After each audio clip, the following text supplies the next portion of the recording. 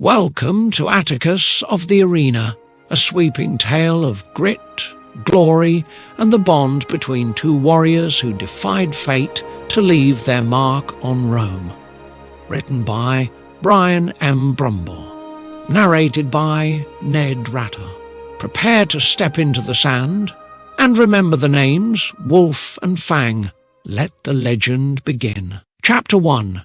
Dirt and Bronze. They called it the Hollow, a sunken pit of dust and blood behind the stables in Capua's eastern quarter, far from the marble columns and merchant villas. Chickens wandered through the bleachers. The stink of manure clung to the air, and when it rained, the floor turned to mud so thick it could swallow a man's sandals whole. No noble ever set foot there. No Lannister worth his salt scouted it, but every evening a crowd gathered just the same, beggars, thieves, cut-purses and dreamers. They came to see men fight, and in the shadow of it all stood a boy with no name. He was called Rat more often than not, skinny, fast, and usually barefoot. At 7 years old, he was already good at disappearing, good at stealing figs, good at not getting caught. He lived in a collapsed wine cellar with 3 other orphans, slept on straw, and dreamed of iron. But he never missed a fight. Every night he'd crawl beneath the wooden bleachers and watch from the dirt, his eyes fixed on the arena's battered floor. The pit fighters had names like Croc, Flint, and Red Wolf. Their armour was mismatched, their swords notched and rusting, but they moved like gods to him, sweat-slick and fearless, drenched in blood and glory. It was the only time the world seemed honest. One night a man entered the pit who fought like he hated every breath he took. He was older than the others, grey at the temples, a half-healed wound on his thigh. But his body was a stone wall wrapped in skin, and his eyes were colder than any blade. He didn't smile when the crowd cheered, didn't bow, just waited for the gate to creak and the next poor soul to stumble in. The match lasted 13 seconds. Afterward, Rat stayed behind, watching the man clean his blade by the torchlight. "You're still here," the man growled without looking. Rat froze. "Don't piss yourself. I'm not going to gut you." Rat slowly stepped out from beneath the bleachers. "You fight good." The man glanced down. "You watch good." They stared at each other in silence. Finally, the man sheathed his sword. "You hungry?" Rat nodded. The man tossed him a strip of salted pork and walked away. "Name's Tarkon. You can follow me if you want, but no stealing. You steal, I break your hand." It wasn't affection, it wasn't kindness. But Rat followed him anyway. In the months that followed, Tarkon didn't speak much. He didn't have to. He led by example. Wake before dawn, run the ridge, haul water, sharpen blades, clean wounds, know the names of your scars. Every one of Tarkon's told a story, from the burn above his left shoulder to the dagger bite on his ribs. He taught Rat how to bind a broken finger and how to break one when needed. He never called the boy Rat.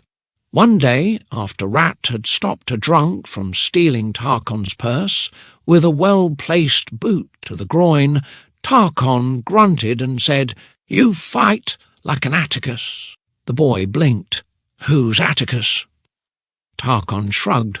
"Don't know, but you look like one." From that day on, he was Atticus. By the time Atticus was 9, he was running odds for the Hollow's fights and occasionally sparring with wooden sticks behind the stables. At 11, he could hold his own in a scuffle. At 12, he broke another boy's nose for calling Tarkon a washed-up mutt. Tarkon didn't praise him, he just handed him a rag for the blood and nodded. Capua didn't care about boys like Atticus. The city devoured the poor and pissed out bones. But in the hollow, with the crowd roaring and the dust in his lungs, Atticus found something that looked like purpose. He wasn't dreaming of glory yet. He was dreaming of survival. And Tarkon was the closest thing he had to a father, even if the old bastard never said so. Not yet. Chapter 2. The Blood Years. Atticus turned 13 under a blood-red sky. There'd been a riot in the marketplace that morning. Grain prices doubled overnight, and someone stabbed a tax collector in the spine with a meat skewer. By dusk, the hollow was packed. Fights were the only cure for starvation. Tarkon fought last that night. It wasn't his best match. He took a spear to the ribs and had to break the other man's arm just to survive. But he won. And when he limped out of the pit, soaked in blood and dragging his shield like it weighed 100 stone, the crowd howled like wolves. Atticus was waiting with the damp cloth and wine. "You're getting slow," he said. "I'm getting old," Tarkon growled. "Big difference." They both laughed. It wasn't common, but it was real. Over the next few years, Tarkon's name became legend in Capwa's slums. He never lost. Not once. He broke jaws with his elbows, snapped knees with low kicks, and once killed a man with nothing but a leather strap. He was ruthless, efficient, precise. A man born not just to fight, but to win. Atticus was always there, tightening armour, taping joints, checking weapons. He became Tarkon's second, his shadow, and when no one was looking, Tarkon trained him, not like a boy, like a fighter.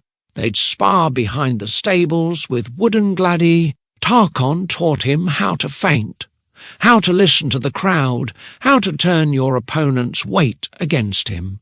He taught him where the arteries were, how to strike and how to stop, fast enough to maim or slow enough to send a message.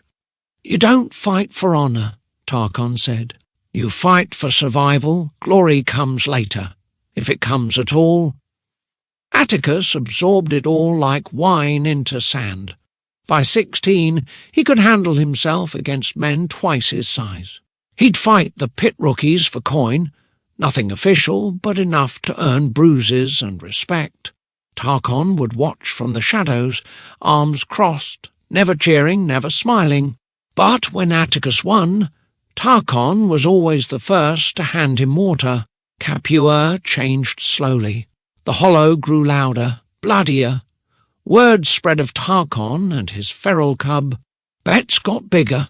So did the crowds. By the time Atticus turned 19, he had scars of his own and eyes just as cold as the ones that first stared at him from the pit's edge. But the old man, Tarkon, was slowing. It showed in the way he grunted when he sat down, in the bruises that lingered longer, in the fights that took twice as long. And one night, after a brawl left him coughing blood onto a rag, he looked at Atticus and said, "My time's nearly up." Atticus didn't respond, because deep down he already knew. And somewhere beneath the surface of silence, a plan was beginning to take shape, a plan to make the world remember not just Tarkon, but the boy he raised to take his place. Chapter 3. The Pact. Atticus turned 20 with blood under his fingernails and a coin purse that barely clinked. The hollow wasn't what it used to be. Too many new faces, too many cheats and cowards playing at violence. The fights had lost their edge. Tarkon hadn't stepped into the pit in nearly 4 months. The whispers said he was finished, that he'd finally lost it. They weren't wrong. Tarkon's body was failing him. The cough came in the mornings now, dry and deep. His left knee swelled like fruit after every rain. He was still dangerous, still Tarkon, but time had filed down the monster into something mortal. Atticus saw it. He saw everything, and he hated it. Not because Tarkon was getting old, but because Tarkon had never been given his due. No Roman scroll recorded his name. No Colosseum crowd had ever roared for him. Tarkon had bled for scraps in a piss hole behind a stable, and Rome never even blinked. One night, while wrapping Tarkon's ribs in linen soaked with wine, Atticus said it. "I could challenge you, publicly, make it look real." Tarkon stared at the ceiling for a long time. Then he asked, "You want to kill me? I want to give you something that lasts. I want to give you a name, and take one for myself." Tarkon was quiet. It would be a lie, sure, a show, but wasn't that all Rome really wanted? Illusion, spectacle. If Tarkon went out in a blaze of blood, defeated by the cub he'd raised, wouldn't that be the kind of story Rome remembered? And more than that, Tarkon thought, it would be a gift, a passing of the torch, not in some hushed grave or gutter, but under firelight, before a crowd, with roars shaking the dirt. "I'd get to pick my end," Tarkon muttered, mostly to himself, "not let age take it from me." "And I get a shot at the real thing," Atticus said. "Rome, the Colosseum." Tarkon looked at the boy. No, not a boy, a man now, hardened and fast and smart. Smarter than Tarkon had been at that age. Hungrier too. And God's help him, Tarkon cared about him deeply. He didn't say it, never would, but the thought came all the same. If I can't have the glory, maybe I can buy it for him. He chuckled and winced. "Fine, but if you swing like a tavern whore, I'll knock you out and drag you off by your ear." Atticus grinned. "You won't have to." The plan came together fast. Word spread that Tarkon had one final fight in him, that he'd chosen his own opponent, some upstart named Atticus, who thought the old lion could finally be brought down. The hollow buzzed. Bets flooded in. Men with gold teeth and broken noses whispered odds in alleyways. It was madness. They trained harder than ever. Each morning they sparred until breath was fire. Each evening they reviewed every move, every cue, every feint. Tarkon played the stubborn lion, Atticus the relentless son. It had to be believable. It had to be legendary. But between the bruises and the blisters, there was something unspoken. This wasn't just a plan, it was a farewell. Tarkon was giving Atticus the only thing he had left, his name, his myth, his death. And he was doing it gladly. And now are questions for the gladiators who are listening. Do you think Tarkon made the right choice in offering Atticus his legacy, knowing it would mean sacrificing his own shot at glory? Please leave a comment below. Now we continue. Chapter 4, The Duel. Rain fell like war drums. Capua's sky split with lightning as the hollow flooded with bodies. Hundreds crammed beneath tarps and awnings, shouting and stomping in a frenzy that made the ground tremble. It wasn't just the regular gamblers tonight. Word had spread. Tarkon was fighting, one last time, and not just anyone. He was fighting Atticus. The crowd called it madness. Suicide, blasphemy. Tarkon was a god of the pit. Atticus, a shadow with teeth. Young, fast, but unproven, most expected Tarkon to break him in half. The pit had been expanded, bleachers rebuilt with fresh wood, lanterns strung along the edge, a makeshift Colosseum drenched in torchlight and thunder. Tarkon stood on one side of the pit, bare-chested, arms crossed, reins slicking his shoulders. The gladius in his hand looked like it had been born there. Across from him, Atticus paced, focused, silent, soaked to the bone. His sword was dulled for safety. Then Tarkon raised a hand. Atticus stepped forward. A quiet moment passed between them. Then Tarkon leaned in and whispered, "Don't hold back." Atticus nodded. "I won't." The fight began. It was a dance of ghosts and thunder. Atticus moved like water. Fast, precise, attacking in bursts. Tarkon was the wall, blocking, redirecting, punishing every mistake. Their blades clashed under the storm, sparks flying, the audience howling like possessed animals. They struck, slipped, grappled. Blood spilled early, a shallow slice across Atticus's arm, then another on Tarkon's thigh. The rain made everything slick. The mud sucked at their feet. Then came the turning point. Atticus fainted high and spun low, knocking Tarkon off balance with a brutal sweep. The old man hit the ground hard. The crowd surged to their feet.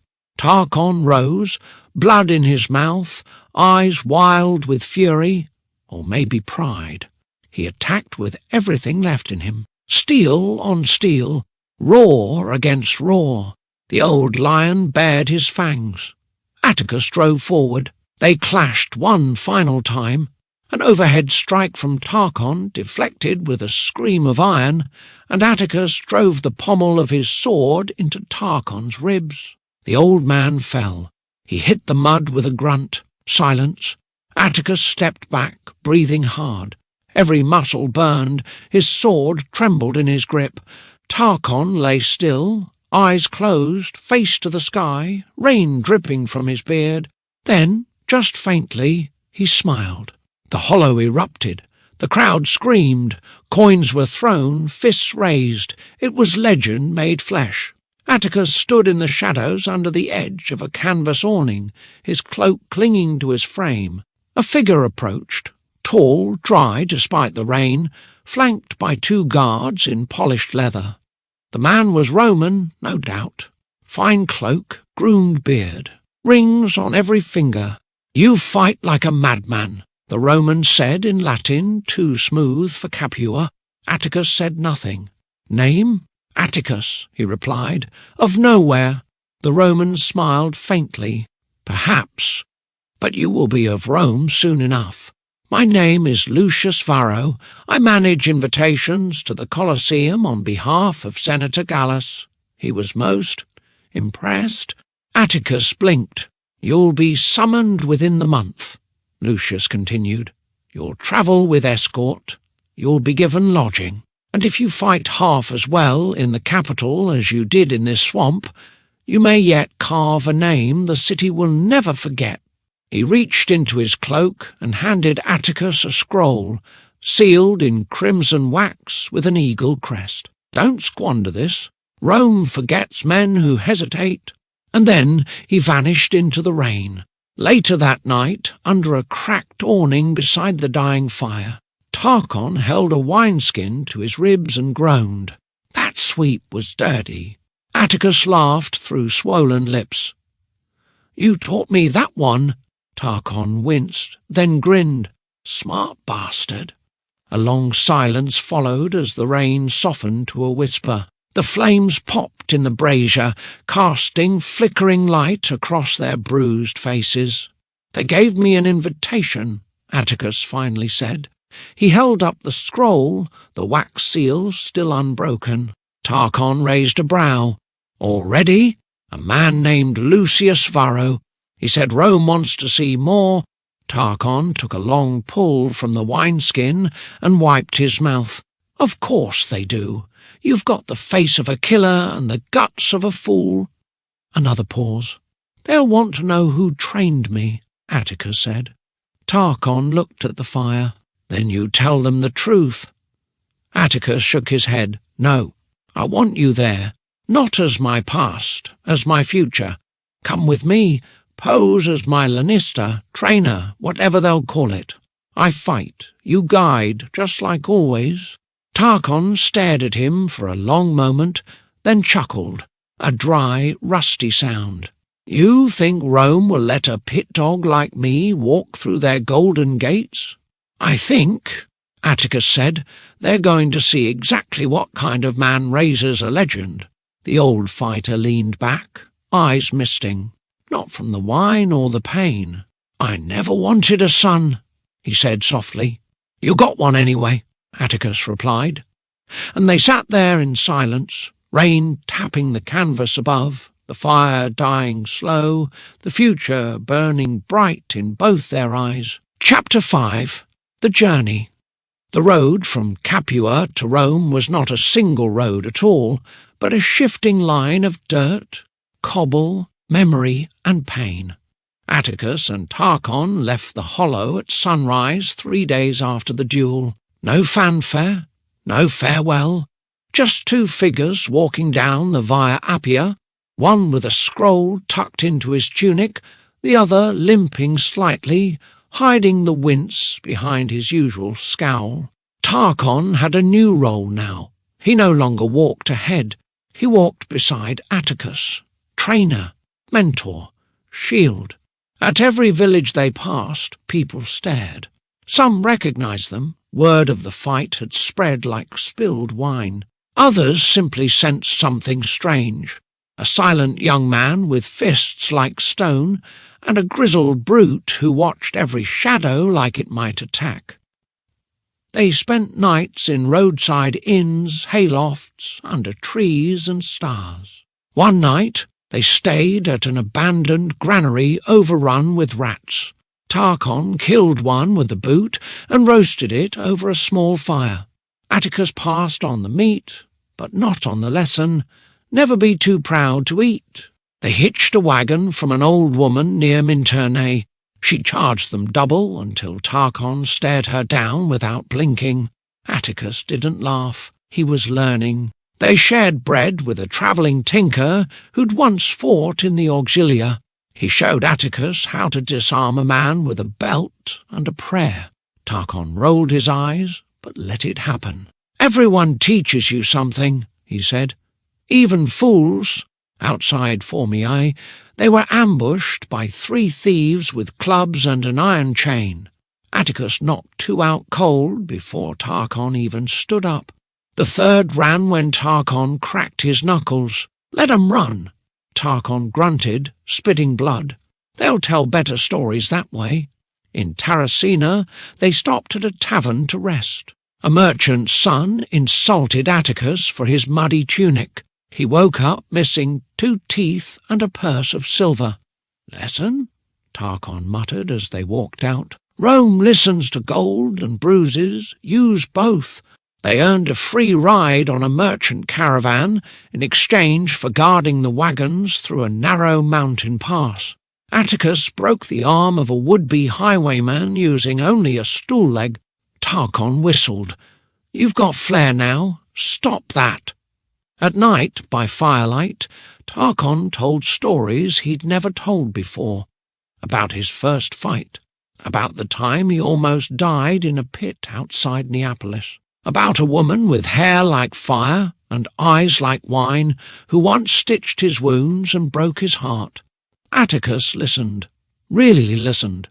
And when Tarkon paused for too long, Atticus would hand him the wineskin and say, "More." They were no longer student and teacher. They were partners. Atticus shared his own memories too. Not many, he had few worth remembering. But one night he told Tarkon about the first time he stole bread from the Hollow's food stand. "I thought if I chewed it slow enough, I'd stay full for a day." Tarkon grunted. "Did it work?" "No, but I learned how to run." Tarkon laughed until he coughed. As they neared the capital, the world changed. The roads grew straighter. The people dressed finer. Soldiers passed with polished armour and blank eyes. Villas lined the hills like marble teeth. The air smelled less like animals, more like oil and politics. Farmers gave way to landowners. Markets gave way to marble forums. Then, on the 7th morning, they saw it. Rome. Even from a distance, it was overwhelming. Domes and arches and spires rising like gods from the earth. Smoke curled from 1,000 chimneys. Banners rippled above the city walls. And at the heart of it all, faint but unmistakable, the Colosseum. Tarkon stopped walking. Atticus did too. For a long time neither spoke. Then Tarkon said, "There's no turning back now." Atticus nodded. "I wasn't planning to." Chapter 6. Marble and Madness. The gates of Rome groaned open as the sun crested the horizon. A golden haze swept over the stone, making everything look ethereal, like the gods themselves had crafted the capital from light and ambition. Atticus had seen cities, dirty ones, violent ones, cities that fed on people like him and spat out bones, but Rome wasn't a city. It was a colossus. The streets were alive with colour and chaos. Silk banners draped from upper balconies. Perfumed merchants hawked citrus and glass. Processions passed with painted oxen and temple girls tossing rose petals. Statues watched from every corner, their eyes chipped by time but still noble. Atticus walked through it all like a ghost in sandals. Tarkon grunted beside him. "Welcome to the marble graveyard." Atticus glanced over. "Why graveyard?" "Because this place buries more men than it remembers." They arrived at the Ludus just before midday. It wasn't what Atticus expected. No gleaming fortress, no fanfare, just a long courtyard of packed sand surrounded by stone columns and shadowed windows. Men trained in silence. Not one shouted, not one smiled. A grizzled man with a branded forehead and arms like braided rope met them at the gate. He wore a cloak of wolf fur and a thin sneer. "You're the one from Capua?" Atticus nodded. "Atticus. This is my trainer, Tarkon." The man didn't blink. "You'll call me Varro. I run this place. If you piss in the wrong corner, I'll cut off your foot and feed it to the dogs. You fight tomorrow?" Tarkon smiled. "He likes you." The next day was a blur of sweat and precision. No brawling, no theatrics. The men in this ludus were machines, cut from granite and sharpened to a single point. Atticus trained with weighted gladi, carried amphorae up stone steps, balanced on poles while being lashed with reeds. He bled, he bruised, and he didn't complain. Varro watched from a balcony, arms crossed. Tarkon watched from the ground, nodding with each strike. That night, Atticus dined in silence. The other gladiators barely acknowledged him. One of them, an older Gaul with a face like a shattered urn, sat beside him and finally said, "You'll need allies. Fast. Rome eats the lone ones first." Atticus didn't answer. He was too tired to think. The next morning, a messenger arrived from Senator Gallus's estate. An exhibition match had been arranged. Not in the Colosseum, not yet, but in a private arena on the senator's grounds. A party, a performance. The rich would drink wine and watch warriors spill blood while making wagers between laughs. Tarkon frowned when they read the scroll. "Political games," he muttered. "They want to see if you're pliable or disposable." Atticus nodded. "Then I better give them something they can't throw away." The arena was smaller, but no less brutal. Raised stone edges, fresh sand, cushioned seating packed with senators, matrons, and silk-swaddled parasites. Atticus was matched against a Thracian with 3 kills under his belt and a blade that curved like a question. The fight was short. Atticus moved like thunder bottled in flesh. 3 strikes, 1 trip, a knee to the chest, blade to the throat. He stopped short. The crowd gasped. He looked up at the senator's box, eyes locked with Gallus. Then he stepped back and let the Thracian live. Gallus stood. He didn't smile, but he clapped. Slow, deliberate, with the weight of decision behind it. Tarkon leaned on the rail. "You just told Rome you're not a puppet." Atticus nodded. "I'm here to make legends." Chapter 7. The Lion's Path. They began calling him the Bronze Wolf after his 3rd victory. It wasn't just the way he moved, fluid, cunning with bursts of feral violence. It was the bronze-plated shoulder guard he wore, shaped like a snarling wolf's head. A gift from Tarkon, beaten into form from scrap and sweat. He'd earned it the day he made a veteran Thracian drop his blade and kneel in the sand. Rome noticed. Atticus became more than a name. He became myth in motion. Whispers turned to wagers. Children played in alleyways with sticks shouting his name. Artists carved his likeness into lamps, knives, and dice. He was summoned to fight in themed spectacles that bordered on madness. One match took place in a flooded arena turned into a mock sea battle. Gladiators rode makeshift ships, slipping and slashing through knee-deep water. Atticus leapt from prow to prow, slicing down opponents like Neptune's executioner. Another bout saw him face a team of Nubian hunters and a caged tiger blindfolded. The tiger was loose first. The crowd screamed, and somehow, by sound and instinct alone, he survived. He emerged, bloodied, blindfold still tied, standing over the beast's heaving corpse. The crowd roared so loud that doves scattered from temple rooftops. Then came the gauntlet of fire. 20 men in a maze of burning pillars and collapsing platforms. By the end, Atticus stood alone, his tunic singed, his sword glowing red from heat. From that day forward, the senators stopped calling him a curiosity. They started calling him an investment.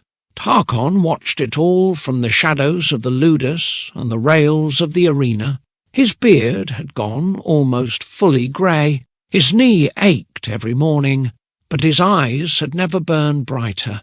He coached, he scolded, he drank, and he reminded Atticus every day, they cheer now, but they'll turn on you the second you stumble. Atticus never forgot, and he never stumbled. Tarkon, once a relic of the pits, was now a kingmaker. Gladiators from Africa, Gaul, Hispania, and Syria all asked for his training. He didn't speak often, but when he did, they listened. Don't fight to win, he told them. Fight to be remembered. Winning is breath. Memory is immortality. Varro made him chief trainer, and when Tarkon walked through the ludus, silence followed. Even Varro bowed his head. Between matches, Atticus trained with fury and precision. Between training, he listened, not just to Tarkon, but to Rome. He heard the shifting tone in the voices of the nobles, the weight behind the eyes of slaves, the tension that ran through the forums like smoke before fire.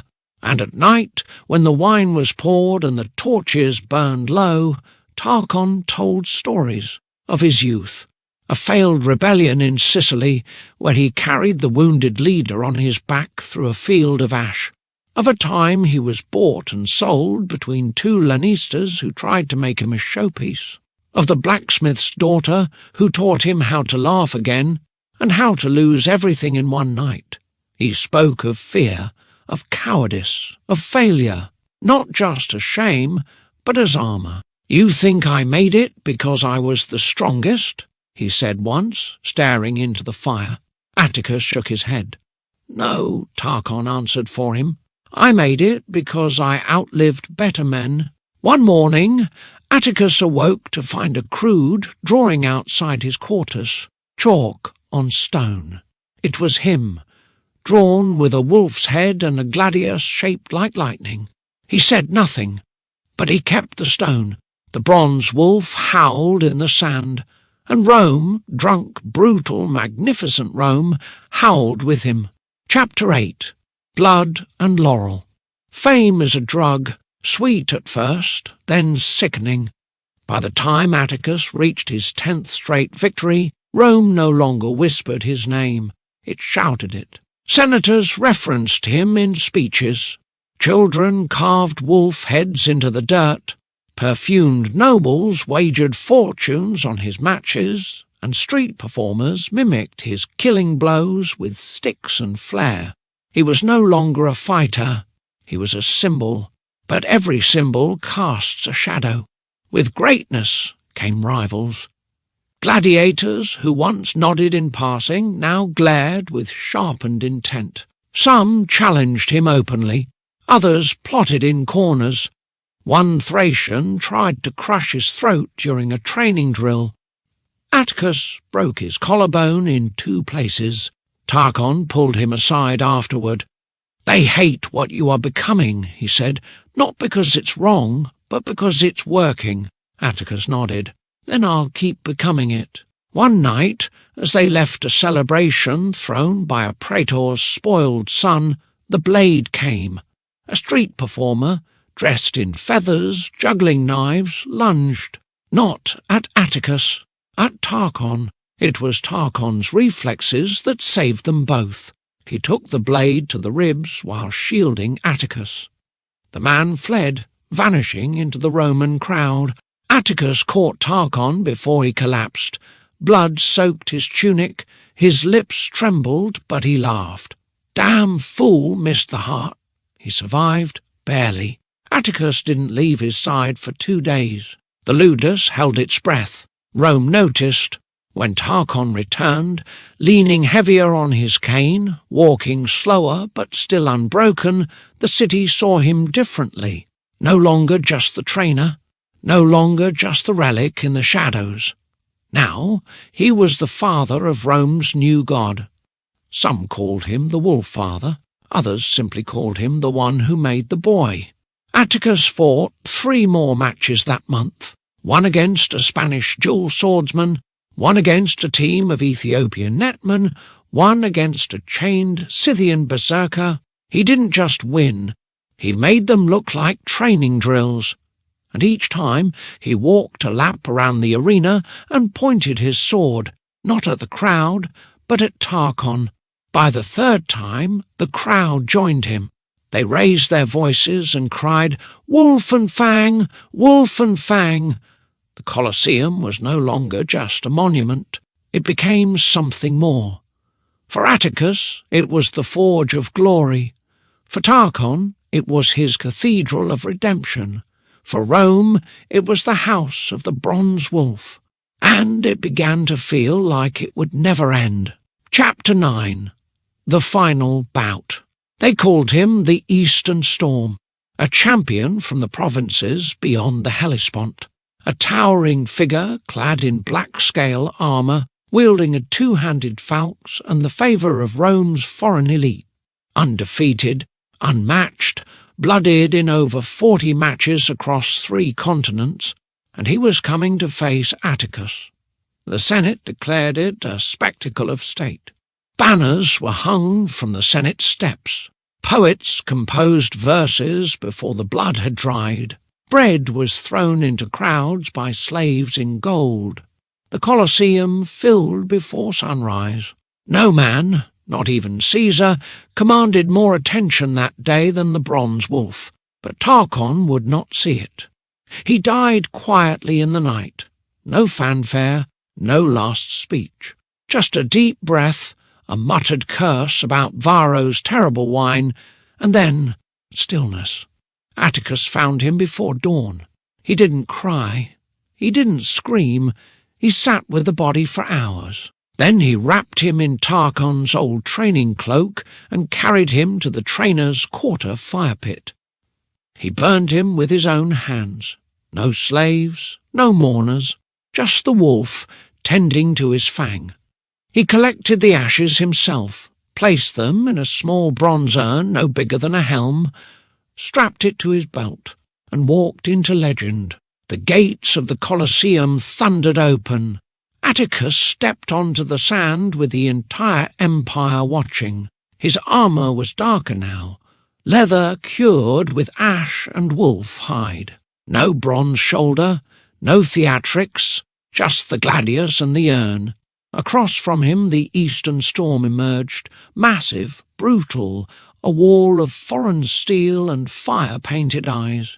They met in the centre of the arena, no salute, no bow, just silence. Then violence. The clash was thunder, the pace impossible. Atticus ducked under sweeping arcs of the falx. He bled early, a slice across the shoulder, a bruise blossoming on his ribs, but he was precise, measured, endless. The storm struck like an avalanche. Atticus moved like a flame. He cut at the joints, the knees, the exposed gaps in the armour. He wore the giant down like the sea on stone. The final blow came swift and sudden, a faint low, a pivot. The gladius plunged under the jawline and into the throat. The storm collapsed like a felled tower, and Atticus dropped to one knee beside him. He drew the urn from his belt and held it up to the sky. The crowd didn't cheer at first. They rose. Then they chanted, not his name, but Tarkon's. Fang, Fang, Fang. Then, as if the world turned all at once, wolf and Fang, wolf and Fang. Atticus closed his eyes. The sand beneath him was wet with blood. The sun above him was gold, and the empire bowed. Chapter 10. The Song of Two Men. 20 years had passed, but the sand still remembered. The Ludus gates were newer now, reinforced, polished, watched over by guards in imperial bronze. But no fighter passed through them without pausing to look up. There, standing tall in carved marble, were two statues. One, Atticus, the bronze wolf, gladius in hand, cloak of wolf hide billowing, eyes fixed on the horizon. The other, Tarkon, older, heavier, carved not in battle stance, but with one hand raised in command and the other resting on a boy's shoulder. They called it the moment, and every gladiator who walked beneath them reached out to touch the hem of Tarkon's cloak for luck. Rome had changed in 20 years. Emperors rose and fell, temples were built and burned, but in the sand the people still gathered, and when they did, they still spoke his name. In the taverns of the Aventine, old veterans told the tale with wine-stained lips. In the palaces of the Palatine, aristocrats whispered it in awe. Children in the Subura scrawled his name in chalk on brick walls. Atticus, the wolf of the arena. Street plays reenacted the final duel. Mosaics showed the gladius raised beside a bronze urn. Priests at lesser temples lit candles beneath frescoes of the two men standing in bloodied sand. His legend was no longer a tale, it was myth. They said he retired undefeated, refused coin, refused title, walked away with nothing but his sword, the urn, and silence. Some claimed he sailed east, others swore he became a farmer in Etruria, but none could deny what he left behind, a legacy of bond, of grit, of love between warriors who called each other brother without ever needing to say the word. One autumn morning, with the mist rising over the Colosseum and the city not yet awake, a boy crept beneath the wooden bleachers, barefoot, skinny, hair wild with sleep. He pressed his face to the iron bars at the edge of the arena. His eyes were wide, not with fear but with hunger, the kind only dreamers know. He watched the sand, and in that sacred silence the world seemed to pause. Somewhere in the breeze a whisper curled around him. Wolf and Fang. He didn't turn, didn't blink. He reached down, scooped a handful of sand into his palm, and held it tightly as though it were gold.